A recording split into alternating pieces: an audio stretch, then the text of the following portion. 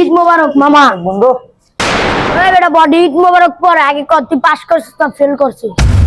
কত তুই কি করছিস রে? আমি আর কি করবো, আমি ফেল করছি বেটা।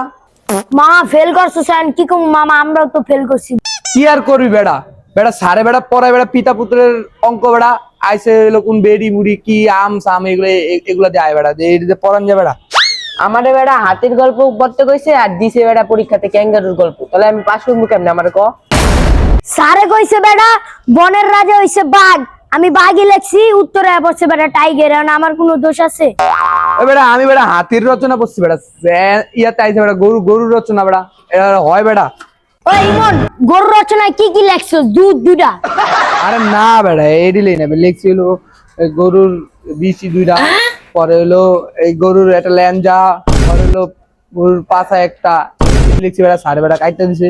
ওই বেটা আমরা ঠিকই লেই, বুঝছ না? সারেই আম করে মনে ফেল করা যায়। তা তোর প্রশ্ন কি আইছিল রে? দূর বেটা তুই কথাই কইস না বেটা, আমারে স্যারের প্রশ্নতে দিছে বাংলা